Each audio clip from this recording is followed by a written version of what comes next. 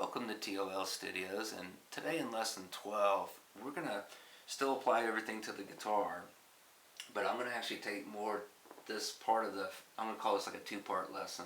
First part I'm going to draw more here on the draw board so you can kind of physically see the letters and see what I'm talking about, and then I will kind of briefly show it again on the piano, but it's really again more so we can kind of see it on the guitar.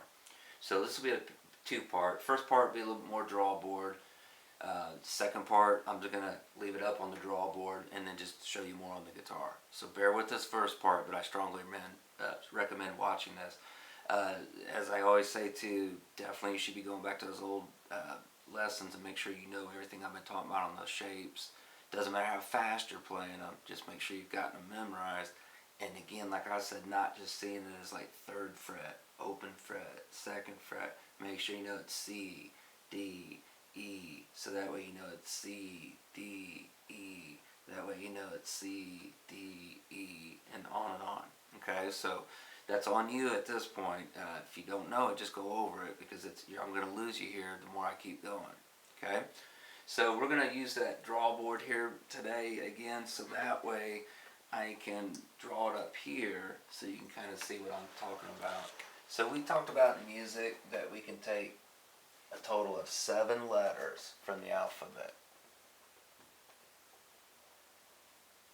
Okay, and out of those 7, that's all we're ever going to use. And then in past videos I talked about we could take any letter and just continue forward and go like A, B, C, D, E, F, G, and then stop on an A. Or we could do like a B, C, D, E, F, G, A, B.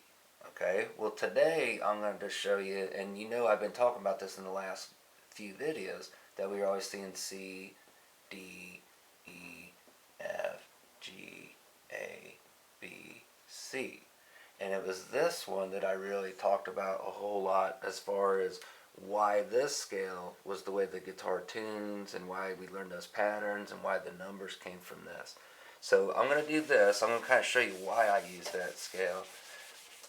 On the C scale, you've heard me refer to this as the first note, the D as the 2nd note, E as your 3rd note, F as the 4th, G as the 5th, A as the 6th, B as the 7th, and then that's why I always say there's 7 notes, because when we get to the end we're just starting back to what we started on. Now I've talked about before, you've heard me refer to things as whole steps. I'm just going to use a W for that, and that just equals what I'm saying is what we would say a whole step is. And a whole step is equivalent to going 2 frets. Or on a piano, that's like us going 2 notes, going 1, 2. Or 1, 2. A half step is when you just go 1. I haven't been showing you these on piano, but that would be 1. Or that would be 1. Okay, we just talked about this and this as the half steps. And that's because they went up 1. So if I do a fraction, that's just saying it's a half step. And you're going up 1 fret.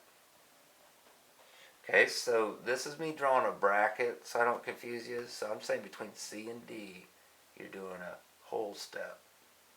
Between D and E, you're doing a whole step. Between E and F, it's a half step. Or that's 2 notes apart, 2 notes apart, 1 note apart, 2 notes apart, whole step, 2 notes apart, whole step, 2 notes apart, whole step, and then 1 note apart, a half step. So I've said that when you memorize this right there, you've heard me in past videos talking about this, saying just memorize that it's 2 whole steps, then a half step, 3 whole steps, then a half step. Now, based on this, this is what creates what we call a C major scale. Okay, another thing in music we do a lot, like we do with English, we kind of slang things. A lot of times we'll say this another way, we'll just refer to it as the key of C, or the key of C major. Okay, it's just the same thing, kind of saying like 1 foot is 12 inches. It means the same thing. Okay, and that is based off 2 whole steps, or between the first and the second note, whole step, second and the third note, whole step, third to fourth, half, fourth to fifth, whole, fifth to sixth, whole, sixth to seven, whole step, 7 to 1, half step. Now in the upcoming lessons, I'm going to start showing you how to take this same pattern, but take the letters and maybe start like with the G, and then go G, A, B, C, D, E, F, G, and then apply this, and that's where I'm going to show you that there's things we call sharps and flats, and I'll start to talk about those.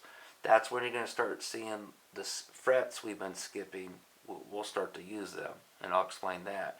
But I'm going to show you an easy way to take everything I've been showing in this scale, how to tune the guitar, how to build those patterns, eventually chords, and then once you get this, I'll make sure you understand how to switch it to another scale.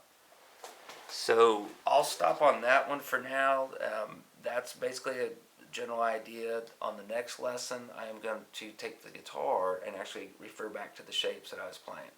So review all this again, and make sure if you don't know those patterns, go back and know them.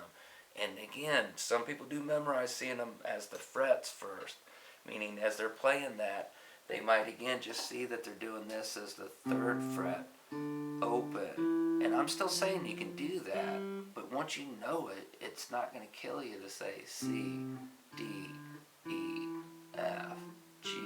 Just do it slow. If you have to go C, D, that's fine. Nobody says you have to do it fast. The more you do it, the quicker you'll get. And if you can do that there, make sure you know you're going C, D, E, F. That way you can start using your ear and you'll hear what I'm saying. It's the same thing.